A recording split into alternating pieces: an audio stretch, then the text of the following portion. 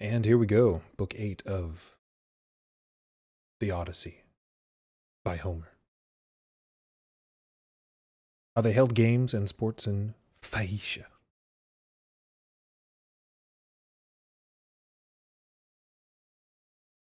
As soon as the first gleams of dawn appeared, King Alcinous sprang out of bed, and up rose Prince Odysseus. Alcinous led the way to the Parliament Square by the quay, and there they sat down on the seats.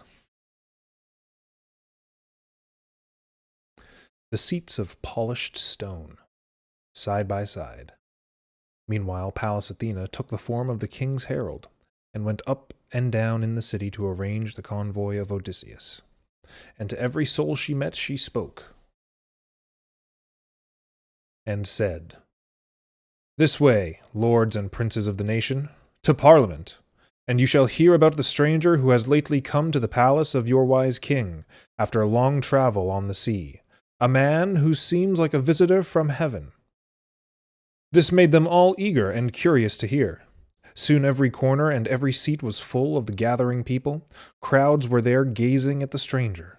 Great dignity was about his head and shoulders, and he looked taller and stronger than before. This was the grace of Athena, who wished that all beholders might fear and respect him, and that he might be ready to do the many feats which the Phaeacians tried him with. When they were all there, Alcinous addressed the assembly. "Lend me your ears, my lords and princes of the nation. I have something which I wish to lay before you. The stranger beside me, I do not know who he is, has come in his travels to my house, whether from the east or from the west. He asks us to help him on his way, and begs for a sure promise. Then we, as our ancient manner is, must help him on his way. That is a manner of course. For no one who comes to my house has ever to complain of delay as far as that goes. Very well. We will launch a new ship and choose 52 of our best oarsmen. Sling the oars ready beside the thwarts and then come ashore, and you shall find a meal ready for you in my house. I will see about that, and there shall be plenty for everyone. So much for the lads.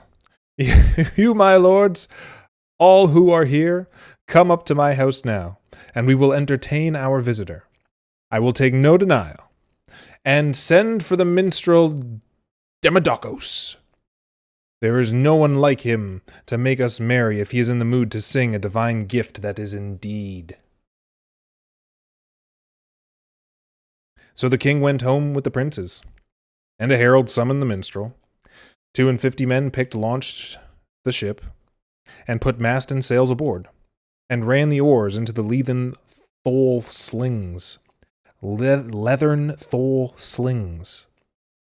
And ran the oars into the leathern thole slings, all shipshape. Then they hoisted the white sail and moored her in deep water. The work is done. They made haste to the palace. All the open galleries, all the courtyards and rooms were full of men. Alcinous had killed 12 sheep for them, and 8 tusker boars, and 2 oxen. These were skinned and got ready, and the cooks prepared a most inviting meal. Now Pontonous, the herald, arrived with the minstrel.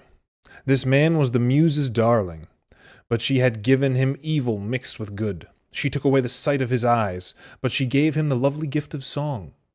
The herald placed a chair of state for him against a tall pillar, and hung up the well-tuned harp on a peg over his head, guiding his hand to touch it. Then he set out a table beside him, and with a bread basket and a cup of wine upon it, in case he wanted to drink. The guests fell to, and when they had had enough, the spirit moved the minstrel to sing the stories of famous men. He began with that lay which had already become famous all over the world, the quarrel of Odysseus with Achilles, how they wrangled with hot words at a banquet, and how King Agamemnon was delighted, and this was the reason why. Before the war began, when the storm clouds were beginning to roll up over Trojans and Danaans by the ordinance of Zeus, Agamemnon had visited the sanctuary of Pytho to inquire of Apollo, and the god had told him that the best men of the army must quarrel, and then he would take the city of Troy. He thought this was the quarrel, and so he was glad. So this was the song the minstrel sang. But Odysseus, when he heard it, caught up his purple robes in his hands and drew it down over his head, hiding his face, for he was ashamed to let the company see the tears in his eyes. Whenever the singer paused, he would wipe his eyes and throw back his robe, and pour out a few drops to the gods from his cup. But the diners enjoyed it too much to let the singer stop, and as soon as he went on,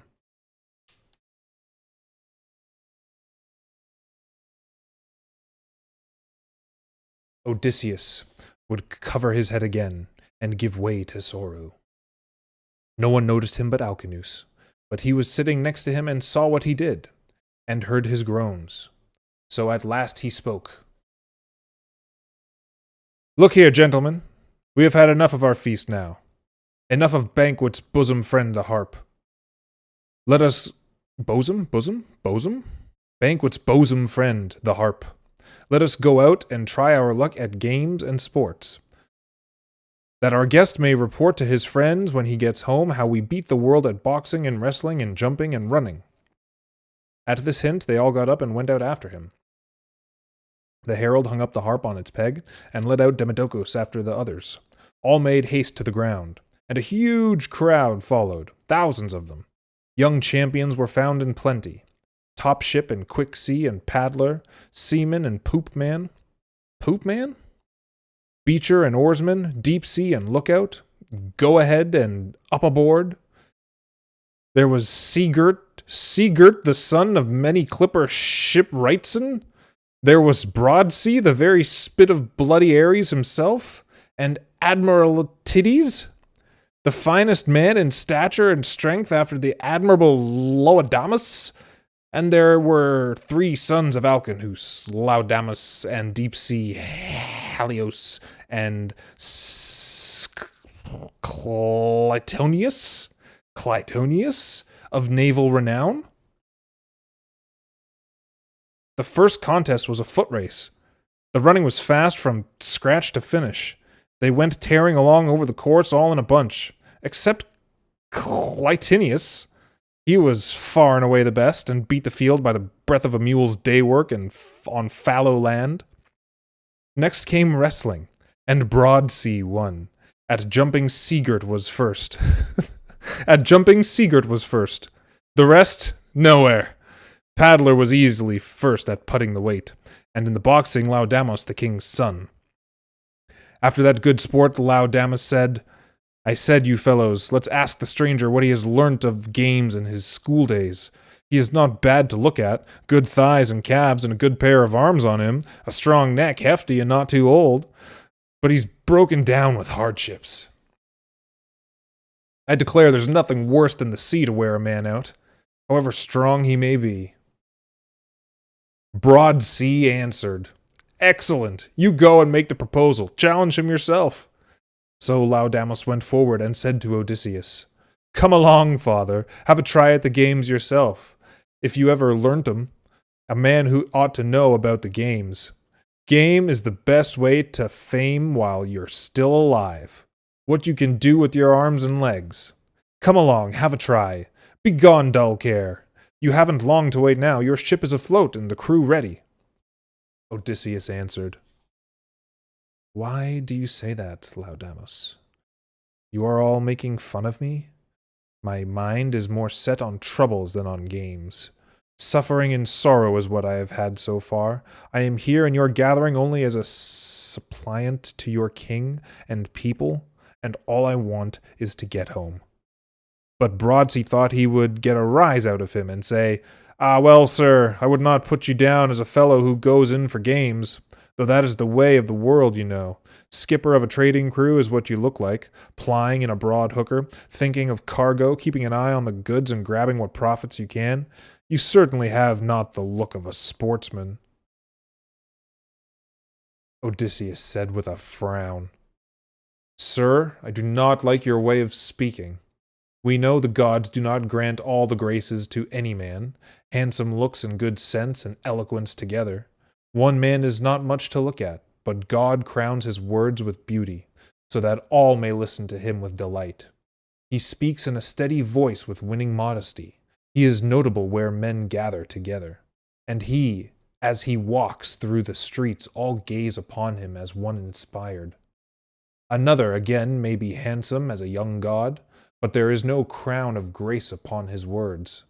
So you are as handsome as God could make a man, but your mind is empty. You have made me angry by your bad manners. I am no duffer in sports, as you say. But I think I was among the first, while I could trust in my youth and my hands.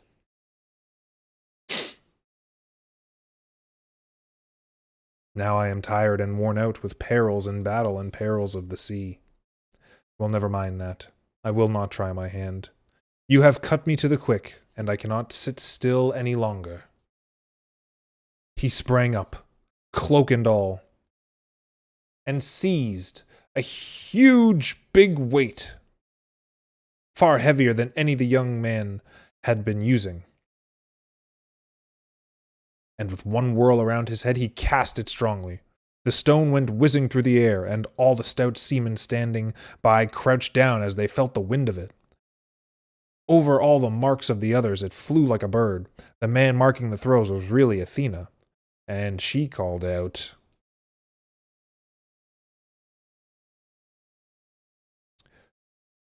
"A blind man could find your marker, stranger, by fumbling. It's a long way out of the crowd. You need not worry, no one will reach it, much less beat it." Athena's just like the greatest hype man, sounds like. Odysseus was pleased to find a real friend on the ground. So he said gaily enough, "Touch that if you can, young men. If you do, I think I'll follow it up with another as good or better. Has anyone else a mind for something? Out with you then, and take me on. You have put my back up, and I don't care what it is. Box, wrestle, run, any one of you like except only Laodamos. He is my host, and who would fight with a kind friend?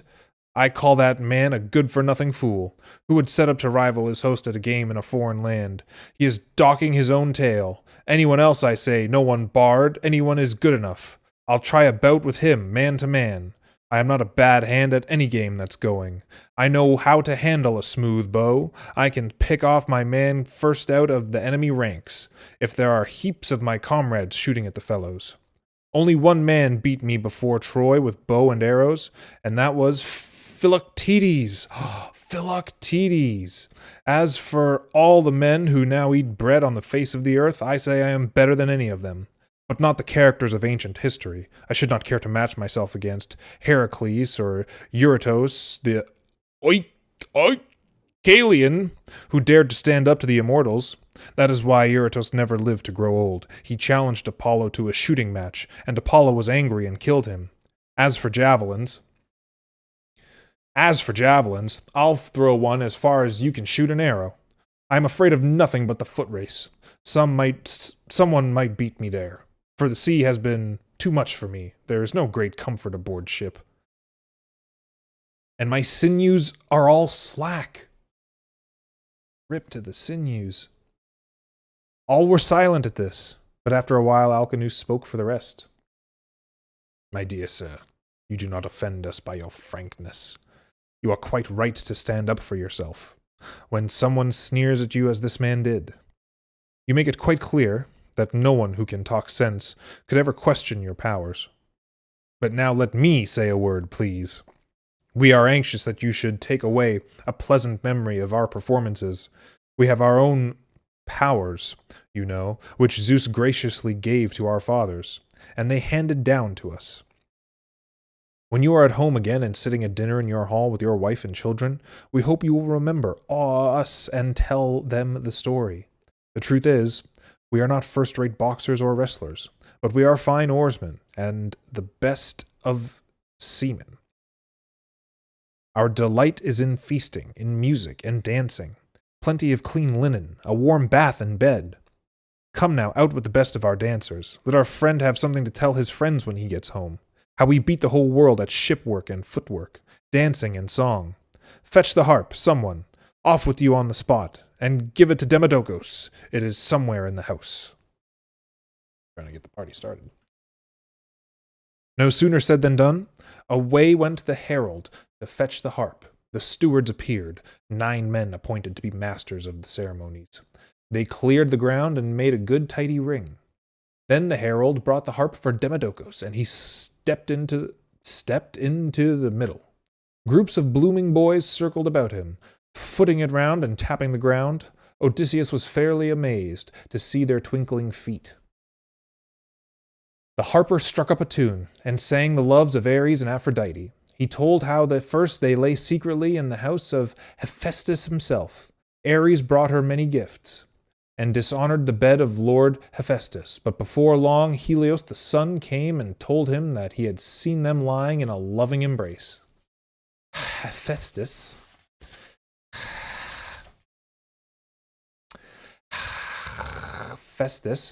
heard the cruel tale, and straight to the smithy he went with a plan of vengeance in his heart.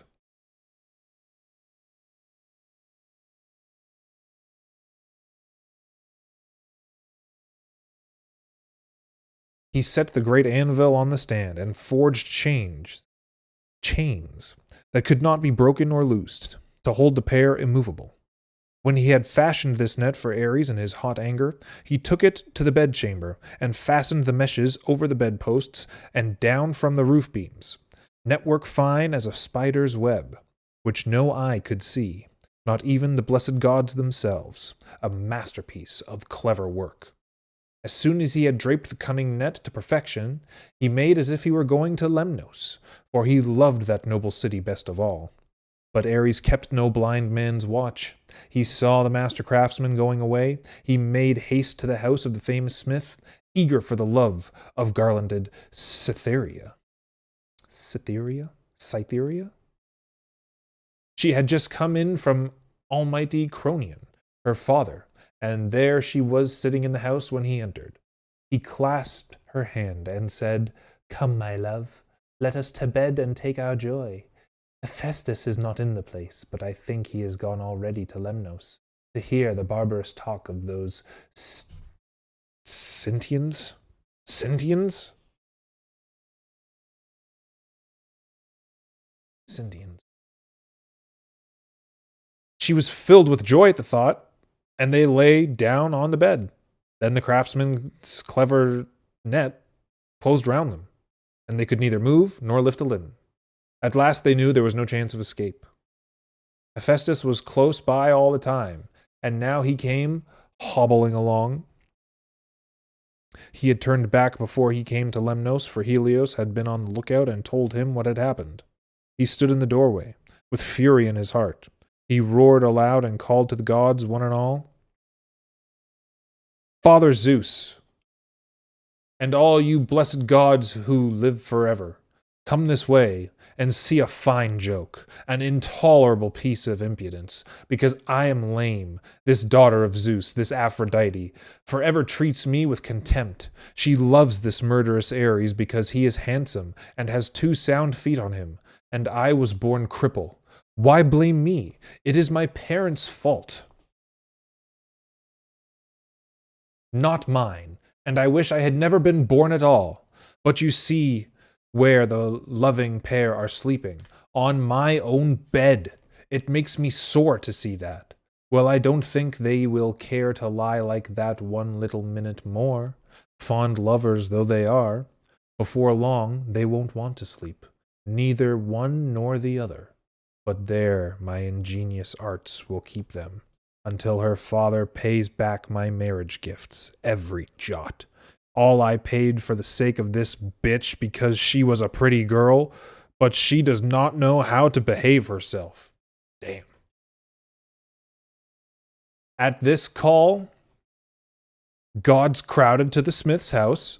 Up came Earthshaker Poseidon. Up came Hermes, Uranos, Euronus. Up came Apollo, prince of archers, but the goddesses were too modest and stayed home. There stood the dispensers of all blessings at the door. A roar of unquenchable laughter rose from the blessed gods to see the skill of Hephaestus, the master craftsman. You might have heard them say to one another, "Honesty is the best policy." Slow catches quick is now slow old. Hephaestus has caught Ares, the quickest god in Olympus. The lame dog wins by his wits. Now there's damages due to the cuckold. Amid this kind of banter, Prince Apollo, son of Zeus, said to Hermes, "My dear Hermes, son of Zeus, king's messenger, dispenser of blessings, would you like to sleep with the golden Aphrodite and have that strong net smothering you close all round?" King's messenger, Agriphantes, answered, "I only wish I could, my dear Lord Apollo, prince of archers. Wrap me round 3 nets like that, with no way out. All you gods look on, and all the goddesses too. I would sleep with golden Aphrodite." The gods burst into laughter at this. Only Poseidon did not laugh, but just begged the famous craftsman to let Ares go. "Let him go," he said, "and I give you my word, as you ask, that he shall pay all that is justly due in the presence of the immortal gods." But the famous Crookshank god answered him, "Do not ask me that, Poseidon Earthshaker. Go bail."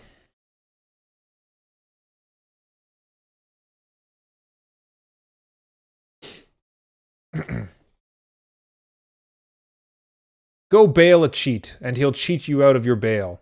How can I put you in the net, if Ares gets out of the net and debt together?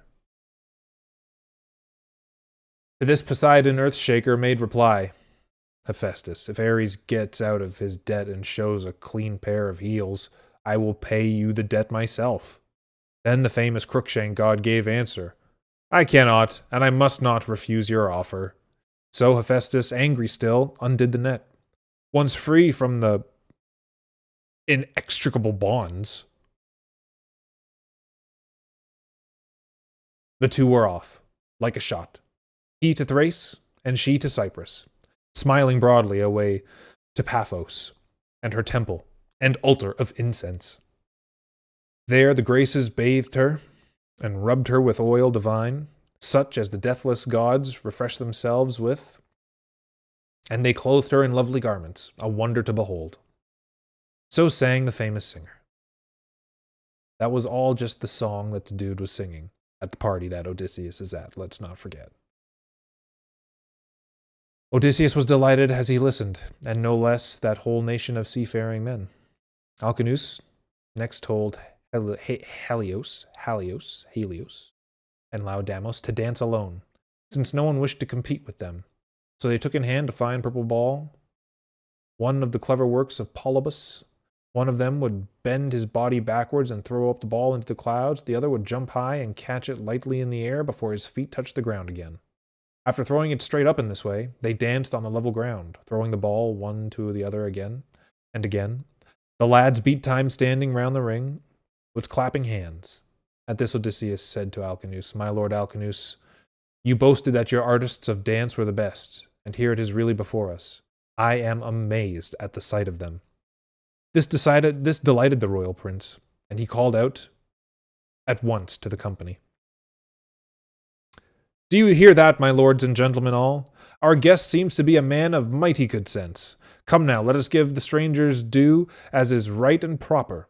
We have 12 distinguished princes who rule over our people, 13 with myself. Each of you bring him a mantle newly washed and a tunic, and a nugget of fine gold. Let us make haste and get these together, that our guest may have them in hand, and go in happy to his dinner.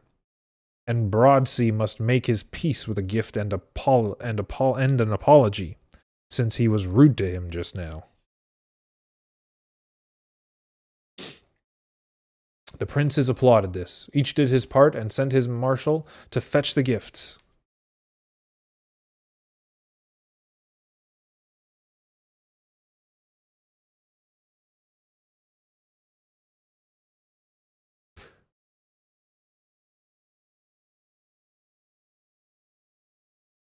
Broadsea too said, "My lord Alcinous, surely I will make my peace with our guest, as you bid me.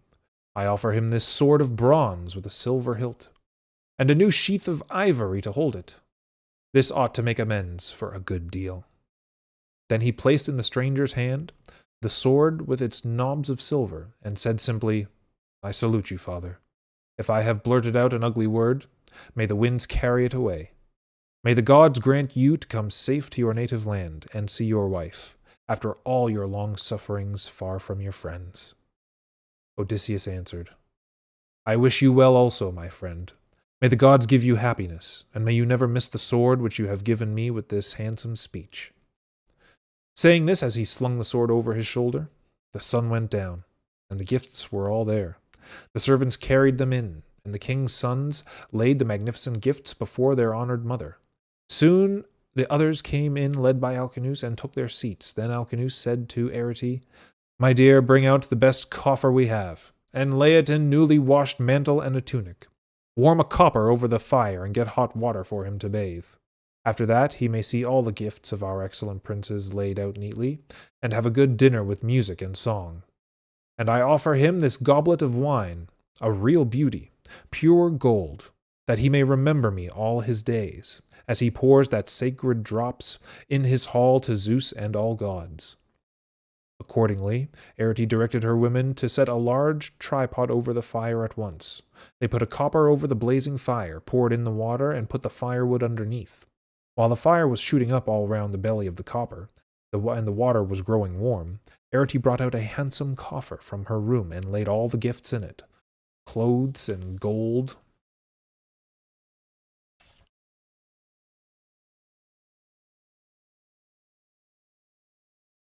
which had been collected. And she added a mantle and a fine tunic, and said to Odysseus, "Look to the lid yourself and fasten it quickly, that no one may do any damage on the way while you are sleeping soundly on board ship." Odysseus at once fitted on the lid, and fastened it up with the intricate knot which Circe had taught him. Then the housewife told him his bath was ready. Glad indeed he was to see the warm water, for he had little comfort since he left the house of beautiful Calypso. But there he was treated right royally, and lived like a god. So the woman bathed him and rubbed him with oil, and put a tunic and a fine robe on him, and he passed from the bath to the feasting company. As he went in, by the doorpost of the hall stood Nausicaa, looking as lovely as she did if she had stepped down from the heaven. She gazed with admiring eyes at Odysseus while she said, "I wish you a happy voyage, sir, and I hope you may sometimes remember me when you are in your native land, since you owe me first the ransom of your life." Odysseus answered, "Princess Nausicaa, the Sea King's daughter, if only Zeus Thunderer will grant me once more to see my home in my native land, then be sure I will ever remember you in my prayers, for you gave me my life, dear girl." He passed on and found his seat by the side of King Alcinous. They were already serving out the portions and mixing the wine. A marshal led, and Demodocus, their excellent minstrel whom the people honored. He placed his seat in the midst of the guests, with its back to a tall pillar. Then Odysseus called to the man as he cut out the first piece of boar's chine which had been given to him, and more was left behind with plenty of fat on both sides. "Here, Marshal, take this to Demodocus, and give him my kindest wishes. For in every nation of mankind him my kindest wishes. No. For in every nation of mankind upon the earth minstrels have honor and respect, since the Muse has taught them their songs, and she loves them one and all."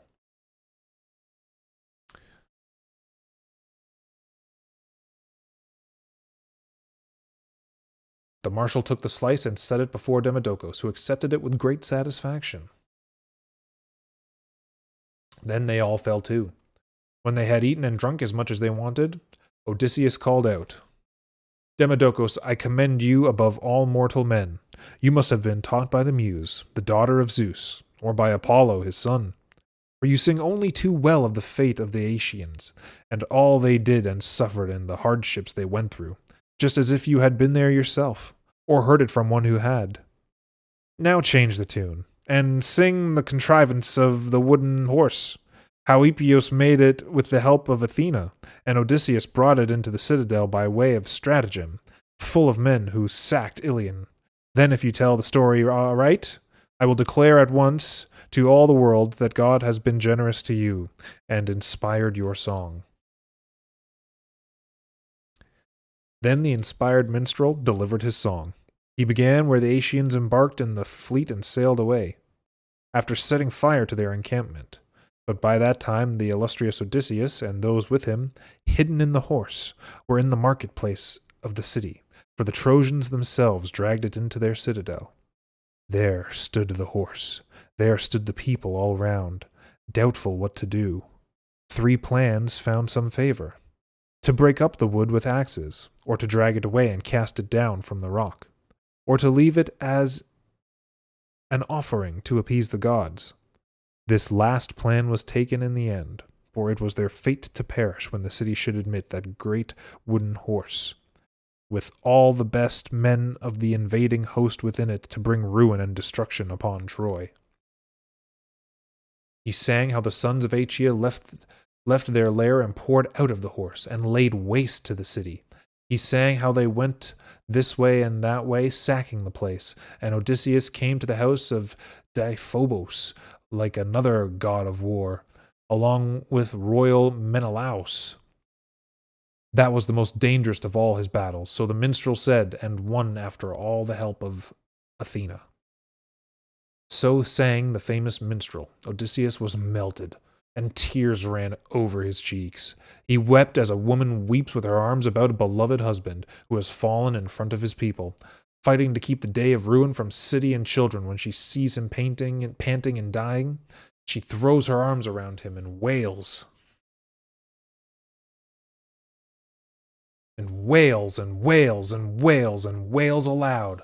But the enemies behind her beat her about the back and shoulders with their spears and drag her away into slavery, where labor and sorrow will be her lot, and her cheeks will grow thin with pining.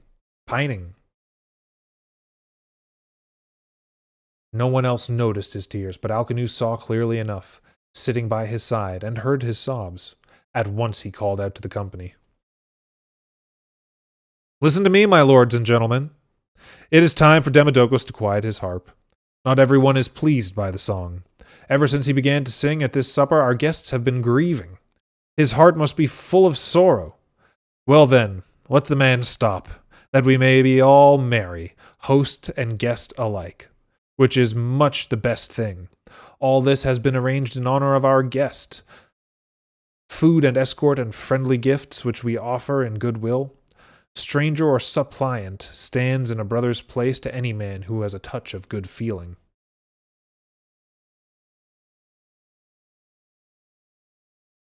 "And you too, sir. Don't be so reserved. Don't try to hide what I ask you. To speak out is the best thing. Tell me what name you go by at home, what your mother and father call you, and the people of your town, and your neighbors all around. No one on the whole world is without a name, high or low. His parents give him some name as soon as he is born. Tell me your country and people and your city, that our ships may aim at the right place in their minds. For we Phaeacians have no pilots. Our ships have no steering gear, like other ships, but they understand of themselves the thoughts and intentions of the seamen. They know all the cities and countries in the world, and cross the gulf of the sea at full speed, hidden in clouds and mist. There is no fear they will ever come to harm or be lost. I will tell you what I heard from my father Nausithous. He said that Poseidon would be jealous of us one day, because we give safe convoy to all. One day, he said, Poseidon would smash one of our ships coming back from convoy in a fog, and he would throw a high mountain round our city. So the old gentleman said, God can do it, not do it, as it shall please him. God can do it or not do it, as it shall please him. Now tell me about your travels, what countries you have visited, what cities of civilized men. Tell us who. Tell us who are savages and lawless men, who are hospitable and God-fearing, and tell us why you are so unhappy when you hear the fate of Argives and Danons, and the fall of Troy. All that was the gods doing. Their thread of destruction which they spun for men to make songs for future generations. Whoa. Perhaps a kinsman of yours died before. Ilion, some good man and true, your good son or your good father, who come closest to us after our own blood, or perhaps a friend, a man dear to you, a good man? For a comrade and a decent fellow is indeed no less than a brother. I think Odysseus is crying about all of his brothers and all of his men. Dang. Okay, so they describe the songs, so the songs are telling some major stories. It's like kind of songs like a progressive metal band would make a concept album about. Crazy. That's the sports and games in Phaiacia. And next time we'll be looking at Book 9, how Odysseus visited the Lotus Eaters and the Cyclops. Ooh, this chapter is going to be good. I can tell. We'll check you next time.